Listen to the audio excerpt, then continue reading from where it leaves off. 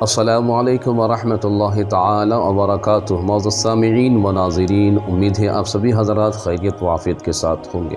اللہ سبحانہ تعالی اپنے پیاروں کے صدقے میں آپ سبوں کو اپنے حفظ و امان میں زندگی عطا فرمائے۔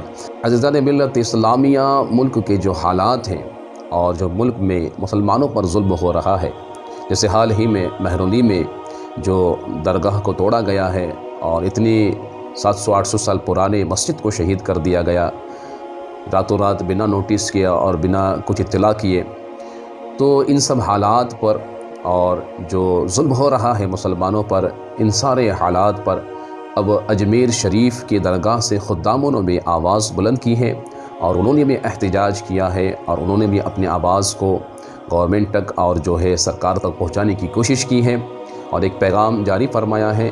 آئیے ہم پہلے اس پیغام کو، ان خدام کی ان باتوں کو سماعت کرتے ہیں کہ انہوں نے کیا کہا ہے۔ ویڈیو کو آخر تک ضرور دیکھیں اور دوسروں تک ضرور شیئر کریں۔ اللہ سبحانہ تعالی پورے ہندوستان کے، پورے عالم کے مسلمانوں کی حفاظت فرمائے۔ السلام علیکم۔ موجودہ صورتحال جو ہمارے ملک بھارت میں ہوئی ہے، تو ہم جمیع خدام خواجہ حضور غریب نواز رحمۃ اللہ علیہ اجمیر شریف سے ایک پیغام دینا چاہتے ہیں مسلمانوں کو کہ سنویدھان کے دائرے میں رہ کے اپنی آواز بلند کرنا سیکھیں، اور جو بھی کبھی بھی دین و ملت کے معاملات ہوئے ہیں، چاہے وہ ناموس رسول کا معاملہ ہو صلی اللہ علیہ وآلہ وسلم یا اہل بیت اطہار کا، بارگاہ حضور غریب نواز سے ہمیشہ آواز اٹھی ہے۔ لیکن افسوس، جن کا کہ دائرہ سب میں وسیع ہے، درگاہ اور خانقاہوں کا بھارت میں، بر صغیر میں، یہاں سے خاموشی کیوں ہے؟ نکل کر خانقاہوں سے ادا کر رسم شبیری۔ اور یہ وقت مسلکی اختلافات کا نہیں ہے۔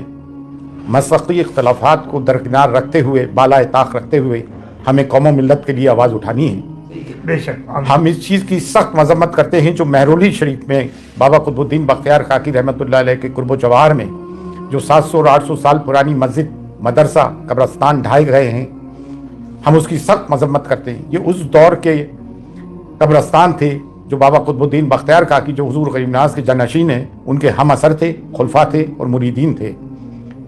اتراکھنڈ میں جو کچھ ظلم ہوا، 14 فروری کی تاریخ تھی کورٹ کی، اس سے پہلے ہی آ کے نگر نگم نے سب ستیہ کیا، باقاعدہ مشین گن چلائی گئی مسلمانوں پہ اور ظلم و مظالم اٹھائے جا رہے ہیں۔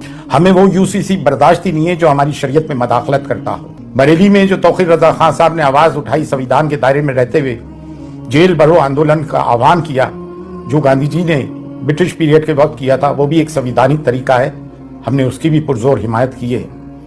اور مفتی سلمان اظہری صاحب کو جو بندی بنایا گیا، ان پہ کیس لگایا گیا، ایسی انہوں نے کون سی بات کر دی تھی؟ اور ATLs کو اس میں حائل کر دیا گیا۔ جب بھی کوئی مسلمان کوئی اپنے حقوق کی آواز اٹھاتا ہے، اپنے پہ ہو رہے ظلم کی آواز اٹھاتا ہے، تو اس کے تار پاکستان سے یا کسی بھی ٹیررسٹ آرگنائزیشن سے جوڑنے کی کوشش کی جاتی ہے۔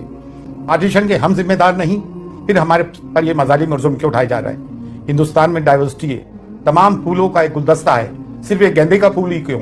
اس میں چمیلی بھی ہے، چمپا بھی ہے، موگرا بھی ہے، گلاب بھی ہے، سب کو لے کے بھارت بنا ہے ہمارا۔ سنویدھان ہمیں حق دیتا ہے، اور اب کوئی بھی نگر نگم کا بلڈوزر غیر قانونی طور سے ہمارے گھروں کو بلڈوز کرتا ہے، تو سب کے سب میدان میں اتر کے آؤ اور سنویدھانک طریقے سے اپنے لوگوں کی حفاظت کریں۔ یہ بلڈوزر کی راجنیتی انہوں نے اسرائیل سے سیکھی ہے۔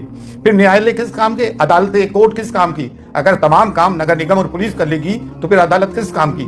عدالتوں سے جو فیصلے آ رہے ہیں قانون کی روح سے نہیں آ رہے ہیں بلکہ آستھا کی روح سے آ رہے ہیں۔ تو اب مسلمان جائے تو کہاں جائیں؟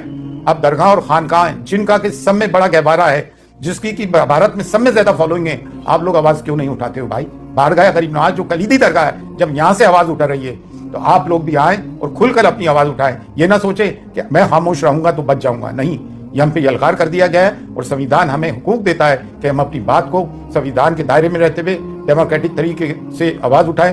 آج حضور غریب نواز کی درگاہ تک بھی بات پہنچ گئی ہے، حضور غریب نواز کی شان میں گستاخیاں ہو رہی ہیں، ہمارے نبی کریم صلی اللہ علیہ وآلہ وسلم کی شان میں گستاخیاں ہو رہی ہیں۔ کب تک مسلمان برداشت کرے گا؟ اور اگر مسلمانوں کی عبادت گاہوں پہ بلڈوزر چلنے کے بعد بھی مسلمان چپ ہے تو اس سے بڑھ کے مرداری کیا ہوگی؟ لیکن الحمدللہ اب مسلمان جاگ گیا ہے، ہم سب جاگ گئے ہیں۔ بارگاہ حضور غریب نواز سے بھی صدا بلند ہوتی آئی ہے اور اب پرزور بلند ہو رہی ہے کہ اٹھو اور اٹھ کے ظلم کے خلاف آواز اٹھاؤ۔ اگر اپنے آپ کو حسینی کہتے ہو اور ظلم کے خلاف آواز بلند نہیں کرتے ہو تو تم کیسے حسینی ہو؟ مسلکی اختلافات اپنی جگہ ہیں، لیکن ملت کی بنیاد پر مسلکی اختلافات کو بالا طاق رکھو اور جو لوگ بول رہے ہیں ان کی حمایت کرو، آؤ اور بولو مسلمانوں کے ظلم کے خلاف۔ فی امان اللہ۔